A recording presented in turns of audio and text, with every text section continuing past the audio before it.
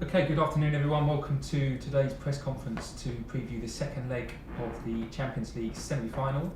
You will need to select at the bottom of your screen your language of choice for this press conference by clicking the interpretation button and choosing English or Spanish. You will then receive simultaneous translation for the press conference. If you'd like to ask a question, please use the raise hand question and we'll get around to as many of you as we can. We're going to begin with Nizar Kinsella. Nizar, unmute yourself and away you go.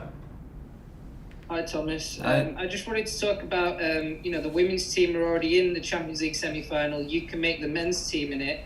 Did you have a message for the women's team and have you spoken with Emma as well about her achievements in management at Chelsea? No, not yet. We were totally focused on our game against Madrid and then Fulham and now against Madrid. But of course we followed it on TV and it's a big achievement. So we are very happy because in the end it's one club and it's a big thing to arrive in the final. I think for the first time for the Chelsea women, and hopefully they can finish the job. So big congratulations from us. John Cross. Hi Thomas, good to see you. You always talk in your press conferences, Thomas, enthusiastically about belief and confidence. Just how much confidence and belief will the players have taken from their magnificent performance and impressive result in the first game in Madrid that can show them that they can get this job done and can potentially win this competition? Yeah, the best thing is if they really feel it, and I think they did it during the first half. I think we all together felt that we can be stronger in second half, and we feel now we rested some players. Now we have 3 days in between. The challenge will be, and the intention is to keep the intensity going throughout the whole match and play this card. It is important. It is a semi-final. The pressure's on. It's a knockout game. It's the second leg, the decisive one. So to arrive with a certain level of belief and self-confidence is absolutely necessary. Otherwise, you have no chance to play against a team like Real Madrid without belief, without the inner belief. And it does not help so much if your coach is talking about it. You need to feel it. And if I talk about it, I just talk about it because I'm sure that they feel it, and we can see in all the games that the team is self-aware of. We are able to produce performances. We are also aware of the challenge that is ahead of us, but the best feeling is to arrive with almost full squad, in good shape, with a good performance and an okay result in the first leg. So everything is open now for the second leg. Like I said, I'm very happy that we could beat Fulham in between, so we have nothing to worry about, nothing to regret. And now's the moment today to enjoy training and to be ready tomorrow. Olfi Matica. Unmute yourself, please. Olfi Matica. Unmute yourself. Okay, where you go? Do you have a question?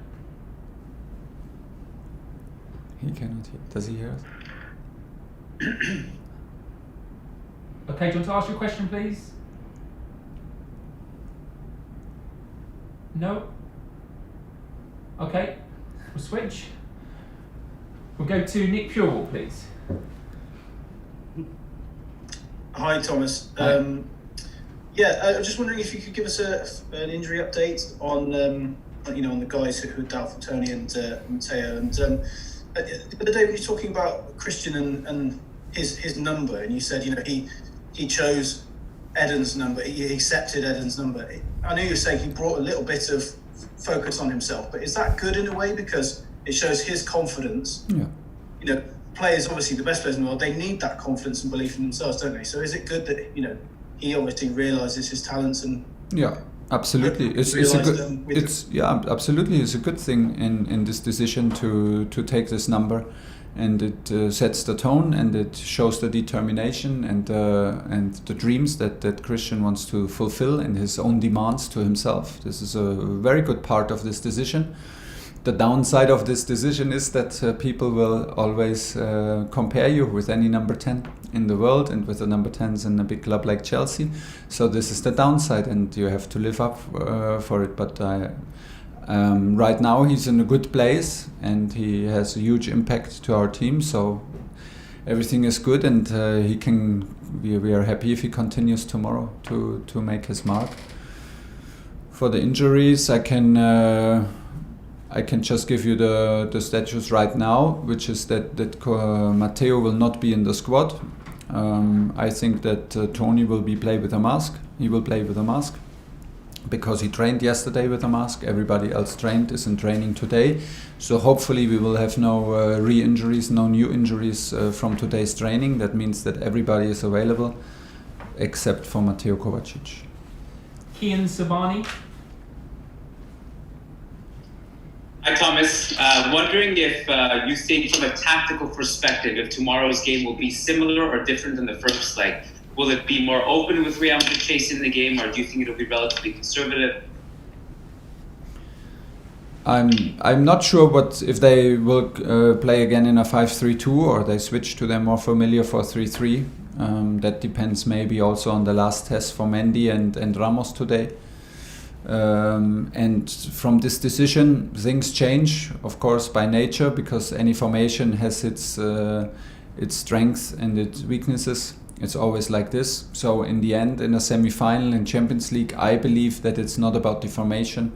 It's not about what we play, what Real Madrid plays. It's about how we play it, and how means which intensity do we have, which belief do we have, are we brave enough, do we play courageous enough, and do we play on our top level within the formation. So it's always a tactical choice, it's always a little tactical, but for me it's more in these big games, it's more about the little decision, the individual tactic behavior, the tactical behavior within groups, within combinations. How do we end up? Can we maybe isolate Real Madrid in a 2 against 2, 2 against 1, 3 against 2 situations, and how do we solve these situations? And can we avoid to be isolated in these little situations? So, like I said, it's more about how we play than what we play, and the same is for Real Madrid. And as I said, as we don't know what formation they will use, we will fully focus on us, on our performance. Ian Abrahams. Hi Thomas, how are you? Hi, I'm fine. Very good. Are you in your private plane or no? Say again? Are you in your private plane right now? No, just in my car. Sorry. Just in your car. Defensively, your team have been brilliant since you arrived. Yeah. If there's one critique, it will be that your team haven't been able to be clinical in front of goal, and especially Timo Werner. How much of a big decision is it on whether Timo plays tomorrow, and how much have you been expressing on your team that any chances they get, they absolutely have to take? Yeah, but I believe strongly that Timo wanted himself to score absolutely this goal, and he knows it, that he had a huge one in Madrid. But I think we all have to accept that sometimes strikers even miss chances, and even big chances, and this is part of the game. Not all decisions are made yet. We have another training session right now, and it is always about the last impression from the players. Do they feel confident? Do they show up today? Are they strong in finishing today in what they are doing? And don't forget, I mean, to talk about the game and to split the game in defense and offense is a nice thing to do, but you can get easily lost if you wanna cut football into separate pieces, because it's a very complex sport and a very complex game. So for me, Timo, like everybody else who plays up front, have a huge intensity against the ball and have a huge part in that we are so strong defensively, because it's a team effort how we defend and how we attack. So everybody needs to step up and take responsibility for scoring and for defending. And we have enough, I think we create enough chances, we create enough touches in the box to to maybe score more goals, and this will come maybe with time, with a little bit more experience, with adaptation, with a bit more self-confidence. I'm pretty relaxed about it, and trust my players no matter who starts tomorrow. And like I said, we do this as a team. Nobody has to do it tomorrow alone. This is the very good news. We do this together, and there are many situations to solve tomorrow. Not only we should not get distracted by only thinking about who is scoring in the end. We will try to create chances. We will try to put intensity, and from there we trust our guys. John Southall, BallerBlokes. Can't hear you, John. Still can't hear you, John. Okay, let's take that out. Can you hear me now? Yep. Can you hear me? Try again. We expect Sergio Ramos to return for Real Madrid. So, what kind of difference do you think that will make to their team? And also, what's the main lesson you learned from the first game? The main lesson is that we can trust ourselves, and the main lesson is that we have all the right to be in semi-final, and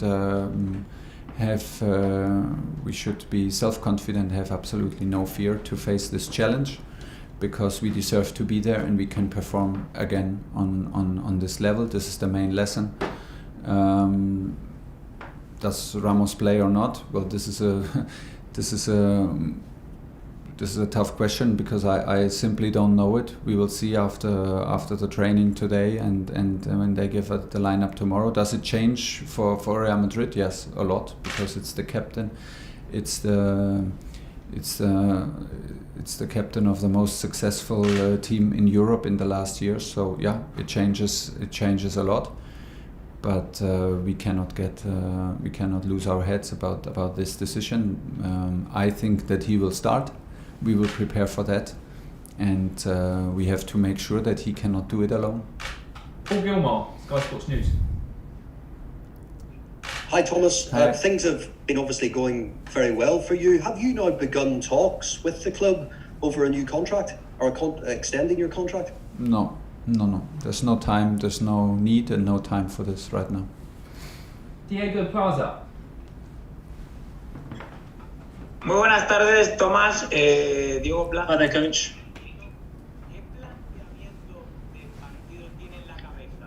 What kind of match are you expecting tomorrow? Obviously, Madrid need to come out to score.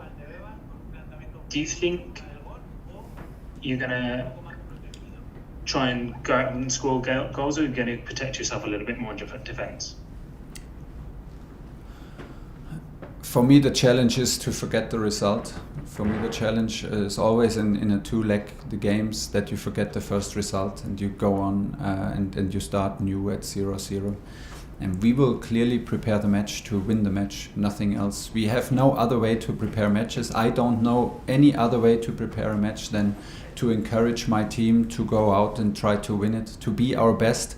And if we want to, if we are in our best, it's a non-brainer that we go for a win against. We want to win games. This club is about winning. This game is about winning. This competition is about winning. We're in semi-final, second leg. Forget the first result. It's not as important as anybody out there thinks, and there's zero importance in a preparation of a match. Zero for me. It changes absolutely nothing how we start the match tomorrow, how we prepare it today, and what we do in training, and what we and has zero influence in the talk that we give to our players. We will encourage them, we will demand from them, and we will be strong there tomorrow 8 o'clock as a group, as one club, with one big goal to overcome Real Madrid. And this will only happen if we bring our best level to the pitch, and the best level means that we fight to win it. Matt Law. Hi Thomas. Hi. A couple on N'Golo, if you don't mind, who was outstanding in the first leg of this tie. Yeah. He's won the World Cup, the Premier League title, the FA Cup, the Europa League. I was wondering what you thought a Champions League winners medal would do for his career? Would it elevate it even higher, or has he already reached those heights? Where to elevate? I mean, the guy is the top guy, and he is the guy you need to win trophies, obviously, and that's why we are so happy that he's here and that he's in our club. I was dreaming about this player, fighting for this player, dreaming about this player in any club I was coaching. So now he's my player, and as you mentioned it, he won any trophy except for Champions League.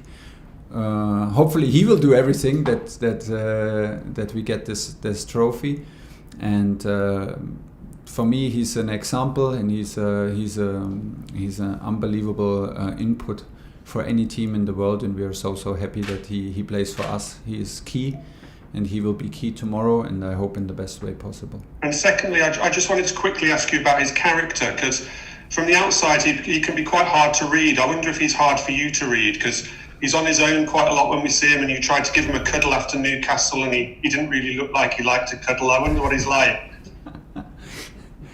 Yeah, but still he needs to accept that I cuddle him. I do this a lot, so I need it for myself, so he has to live with it. No, he's a nice guy, and he's I would say a shy person, and he is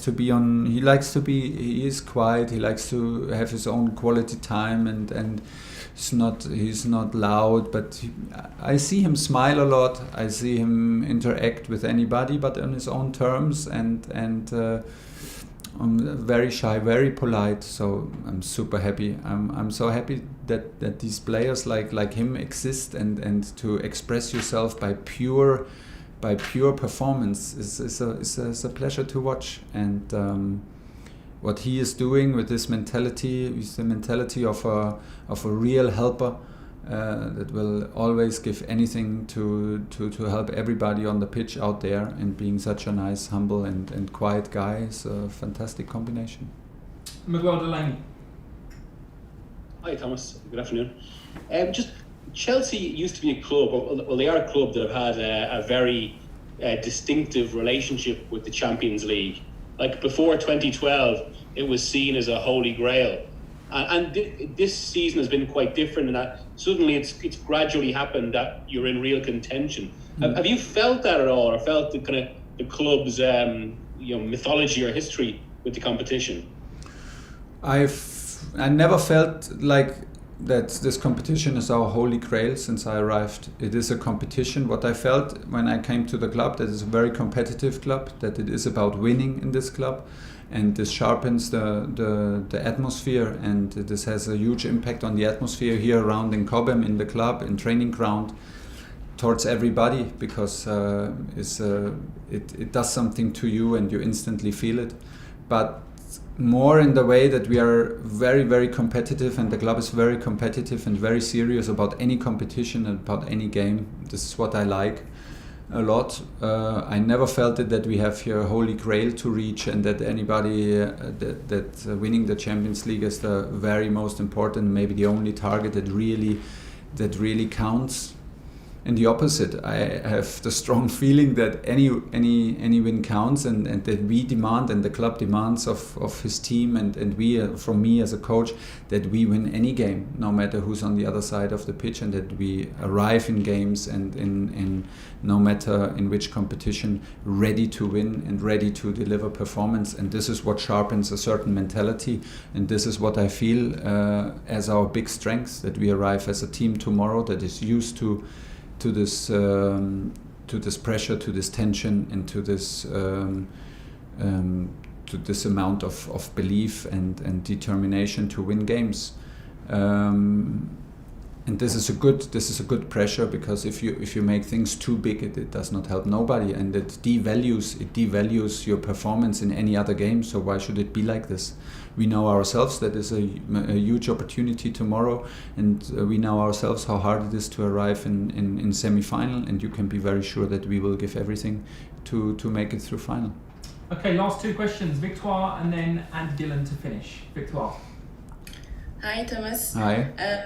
I know you said that you have not finished the list yet, but are you planning more or less to have the same starting lineup as last week, or are you tempted to start with a different combination, especially in the front or midfield? Zinedine Zidane in your office right now next to you, or no? No, I will not. I cannot.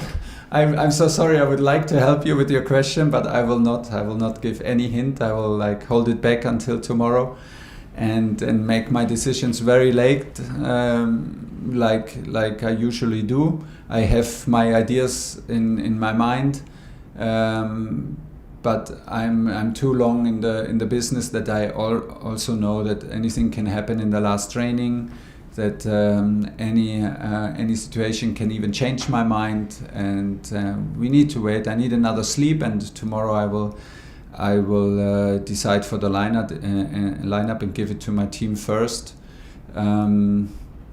This is the way it is, but what is sure that we played a good match in the lineup that we had, and there's from performance. From the view of performance, there's no reason to do too many changes. Last question for Thomas, Andy Dillon. Hi, Thomas. Hi. Oh, yeah. I'm led to believe that you've relaxed rules quite a lot since you took over, particularly for home games. You let your squad stay at home rather than go to a hotel. So I'm just wondering, with this being such a key game, are you sticking to that plan, or are you making them go to a hotel? And I just wondered what your thinking is about that. Good question. We decided more or less week from week and from game to game. So in the moment, we had the feeling that today afternoon training is a good moment to prepare the match, because it's a late match tomorrow, and to let the players sleep at home and not go to the hotel. So we will meet for lunch, because that gives us another 7.5 hours together in the hotel.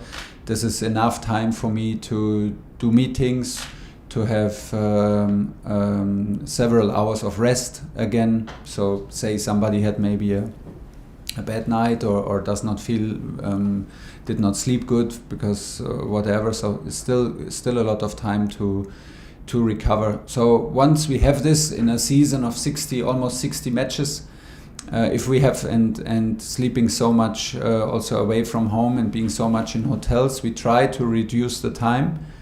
But anything has an influence on it. Sometimes, like now, we had 3 days in between, so we had a lot of time to also do recovery and take our time here at Cobham to use the physios, to get massages. Sometimes even this has an influence. If we have only 2 days in between, we prefer sometimes to go to a hotel, that the players can take their time in the evening to get massages, to get treatment for their little injuries, and this is basically the way how we decided. When there are evening games, normally I had the feeling that it will maybe increase the tension if we go to the hotel in the evening today. So let them go home, let them be a bit distracted, and we meet tomorrow for a walk and lunch and a meeting, and we still have 7 hours to be well prepared. Okay, we're going to finish there with